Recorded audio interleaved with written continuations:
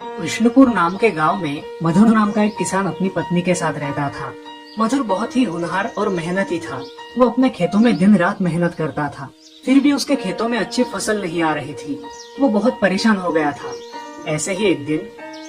क्या हुआ आपको? आप ऐसे उदास क्यों हो? कुछ नहीं, तुम तुम्हारा काम करो। ऐसा कहकर मधुर और उसकी पत्नी खेतों में काम करने लगते हैं और घर आकर खाना खाकर दोनों सो जाते हैं। उस रात पत्नी के सपने में उसे भगवान दिखाई देते हैं। कल तुम मेरे मंदिर में सुबह ही आ जाना। मधुर की पत्नी सुबह उठकर मधुर को उसके सपने के बारे में बताती है और दोनों सुबह ही मंदिर जाने के लिए निकलते हैं। मंदिर में जाते जाते उन्हें बड़ा घना जंगल लगता है और वो दोनों जंगल पार करके मंदिर जाते हैं। वहाँ मंदिर में एक पुजारी रहते हैं। वो पूजा करके मधुर को एक टोकरी देते हैं जिसमें कुछ फल होते हैं। ये लीजिए, आपके सारे दुख इस टोकरी से मिट जाएंगे, मगर इसका उपयोग आपको दिन में एक ही बार करना है। पंडित जी, मुझे एक प्रश्न है। ये टोकरी हमें कैसे चीजें दे सकती है? मुझे कुछ समझ में नहीं आ रहा। अरे वत्स, ये टोकरी जादुई टोकरी है। इससे तुम कुछ भी मांग सकते हो, मगर जरूरत से ज्यादा नहीं मांगना। धन्यवाद पंडित जी। दोनों घर पहुंच जाते हैं। उस टोकरी में जो फल होते हैं वो उसकी पत्नी खा लेती है और टोकरी को खाली कर देती है। उस टोकरी को आगे रखकर वो दोनों उसके सामने बैठ जाते हैं और टोकरी से एक बोरी धान मांग लेते हैं।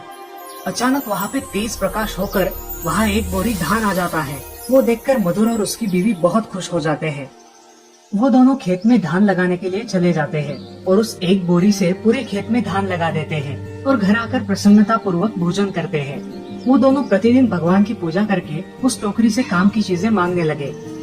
अपने खेतों में दिन भर काम करके वो बहुत खुश थे और इस बार खेतों में फसल भी अच्छी आई थी, जैसे भगवान उनके साथ हो। एक दिन गांव में बहुत बारिश होने के कारण गांव में बाढ़ आ गई। उस बाढ़ में लोगों के घर और घर का सब सामान खराब हो गया। कोई भी गांव वालों की मदद नहीं कर पा रहा था। तभी मधुर और उसकी पत्नी सोचते हैं, अजी, हमारे गांव में बाढ़ की वजह से पूरा पानी भर गया है और इसमें गरीब लोगों का बहुत नुकसान हुआ है। उनको तो खाने के लिए भी कुछ नहीं है। मुझे तो बहुत बुरा लग रहा है उन लोगों के लिए। हाँ, मैं भी यही सोच रहा था।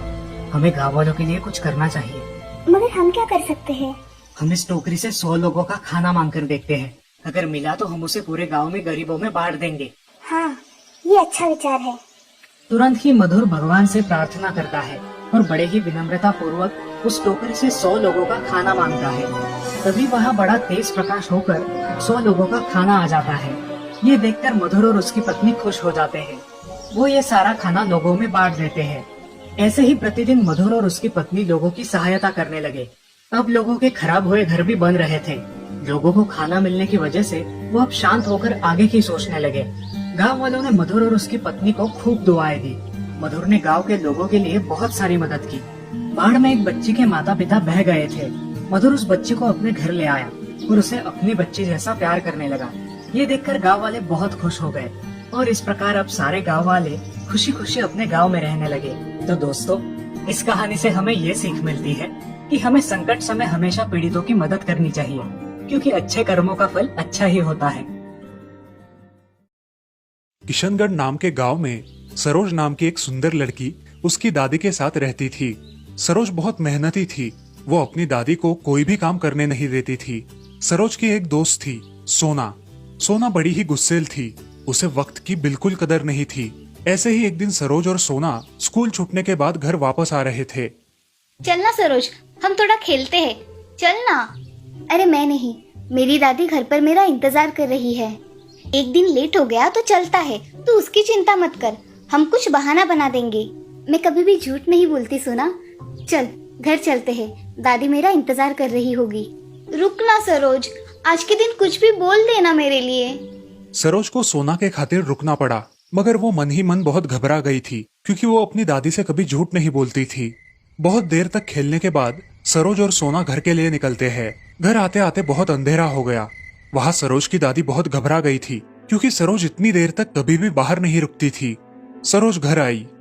दादी, आज सोना के साथ खेलते खेलते देर हो गई। मेरी बच्ची, बताकर जाना चाहिए था ना घर में। मुझे कितनी चिंता हो रही थी, पता है तुम्हें? सरोज थोड़ी शर्मिंदा हो गई। उसका ये बदला हुआ स्वभाव देखकर दादी थोड़ी चिंता में पड़ गई, मगर दादी ने उसे ज्यादा कुछ कहा नहीं। दोनों भी खाना खाकर सो गई। अगले दिन सुबह ही उठकर सरोज ने घर के सारे काम निपटा लिए और स्कूल जाने की तैयारी करने लगी। मेरी बच्ची, तुम्हें पता है ना कि तुम घर पर जल्दी नहीं आती तो मेरा ध्यान नहीं लगता। हाँ दादी, पता है। आज से मैं स्कूल से जल्दी घर आ जाया करूंगी। अच्छा ठीक है बेटी, अब जाओ। सरोज सोना के साथ स्कूल के लिए निकल जाती है। शाम को स्कूल खत्म होने के बाद आज के दिन भी सोना सरोज को ज्यादा देर तक खेलने के लिए आग्रह करती है। आज भी चलोगी ना सरोज? बहुत मजा आया था ना कल खेलने में। हाँ, कल बहुत मजा आया था, मगर मेरी दादी घर पर इंतजार कर रही थी। आज मैंने उनसे वादा किया है कि आज मैं जल्दी आऊंगी। कल तुम्हारी दादी तुम्हें चिल्लाई क्या? नहीं, मेरी दादी कभी मुझे चिल्लाती नहीं है। वो मुझसे हमेशा प्यार से बात करती है। तो फिर आज भी कुछ नहीं होगा। तुम्हारी दादी आज भी कुछ नहीं बोलेगी। चलो खेलते हैं। दोनों खेलने में इतनी व्यस्त हो गई कि उन्हें समय का पता ही नहीं चला। ऐसा ही बहुत दिनों तक चलता रहा। सरोज हर रोज घर देर से जाने लगी। दादी को इस बात की चिंता होने लगी थी, लेकिन दादी ने सरोज से कुछ नहीं कहा। दादी ने सरोज को छूट देकर रखी थी। ऐसे ही एक दिन, बेटा सरोज, कल तुम्हारा जन्मदिन है, कल तो समय पर आ जाओगी ना? हाँ दादी, कल मैं जल्दी आऊंगी। कल मैं तुम्हारे लिए एक तोहफा लाने वाली हूँ जो तुम्हें बहुत पसंद आएगा। क्या तोहफा लाने वाली हो दादी आप मेरे लिए? वो तुम्हें कल ही मिलेगा, आज नहीं। अब तुम खाना खाकर सो जाओ। दादी और सरोज खाना खाकर सो गई। अगले दिन सरोज नए कपड़े पहनकर स्कूल गई और शाम होने का इंतजार करने लगी। शाम हो जाने के बाद सरोज और सोना स्कूल से बाहर आई। सरोज, जन्मदिन की बहुत सारी शुभकामनाएं। धन्यवाद सोना, मगर आज हम नहीं खेल सकते क्योंकि दादी ने मुझे आज जल्दी बुलाया है।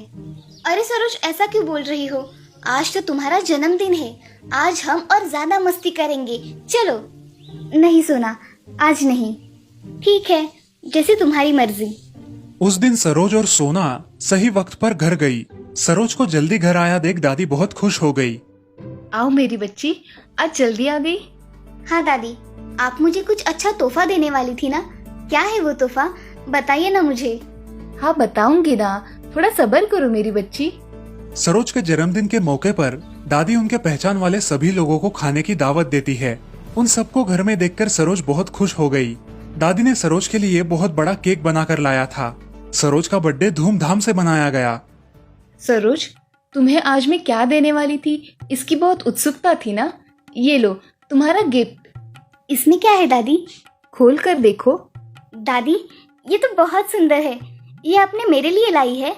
हाँ बच्ची, ये तुम्हारे लिए ही है। ये मेरी माँ ने मुझे दी थी और आज मैं तुम्हें दे रही हूँ।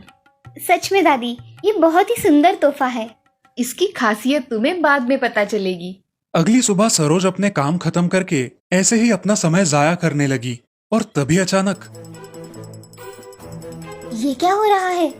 ये घड़ी से इतने जोर से आवाज कहाँ से आ रही है? अरे, ये तुम्हें समय का कैसे सही इस्तेमाल करना है ये सिखाएगी। अब इसे बंद कैसे करूँ? जब भी तुम तुम्हारा आलस छोड़कर काम करने लगोगी तब ये घड़ी बजना बंद हो जाएगी। अब जाओ, तुम्हें स्कूल जाने के लिए देर हो रही है। ये सब सुनकर सरोज हक्का बक्का रह गई और जल्दी जल्दी स्कूल जाने की तैयारी करने लगी। अरे, मैं मेरे काम सही समय से करूँ तो ये घड़ी आवाज नहीं करती है। जाने दो, स्कूल हो जाने के बाद मैं इसे निकाल डालूंगी। उस दिन स्कूल छूटने के बाद सोना और सरोज एक जगह पर बैठकर गप्पे मारने लगी। ये सब देखकर वो घड़ी जोर जोर से बजने लगी। सरोज ने उस घड़ी को निकालने की बहुत कोशिश की, मगर वो उसे नहीं निकाल पाई। आखिर मजबूरी में आकर सरोज वहाँ से उठकर घर चली गई। मैं ये घड़ी निकालकर रास्ते में फेंक दूंगी और सारी झंझट ही खत्म। घर जाते ही उस घड़ी की आवाज बंद हो गई। अब ऐसा ही पूरा महीना चलता रहा। जब भी सरोज अपना वक्त जाया करती, वो घड़ी बजने लगती और सरोज उसे रोक नहीं पाती। अगले दिन स्कूल छूटने के बाद घर आते समय रास्ते में ही खड़ी होकर सरोज उस घड़ी को निकालने की कोशिश करने लगती है। उसके तमाम कोशिशों के बावजूद भी वो घड़ी उसके गले से नहीं निकलती। बहुत खींचने के कारण उसके गले पर निशान बन जाते हैं। बेचारी सरोज निराश होकर घर चली आती है और अपने दादी से कहती है, दादी, मुझे ये घड़ी निकालनी है। क्या आप मुझे निकाल के दोगी? बेटा, ये घड़ी जादुई घड़ी है। ये अगर किसी को वक्त की कीमत ना हो तो उसे वक्त की पाबंद बना देती है। तुम्हारी ये दादी भी तुम्हारी तरह बहुत खेलकूद किया करती थी, मगर मुझे पता ही नहीं चलता था कि मेरी वजह से घर के सारे सदस्यों को तकलीफ हो सकती है। इसी वजह से मेरी माँ ने मुझे वक्त की कीमत समझाने के लिए ये घड़ी दी थी और आज मैंने तुम्हें ये घड़ी देकर वक्त की कीमत और वक्त का सही इस्तेमाल करना सिखाया है। दादी, आज के बाद मैं वक्त का सही इस्तेमाल करूंगी और हमेशा वक्त की कदर करूंगी। ये सुनकर दादी बहुत खुश हो गई। अब सरोज को अपने वक्त की कीमत पता चल गई। उसने बेवजह वक्त जाया करना बंद कर दिया, अपने वक्त का सही इस्तेमाल करने लगी और एक जिम्मेदार और होशियार लड़की बन गई। उस जादुई घड़ी ने उसके जीवन में परिवर्तन लाया। इस कहानी से हमें ये सीख मिलती है कि हमें हमेशा वक्त की कदर करनी चाहिए, क्योंकि जो लोग वक्त की कदर कर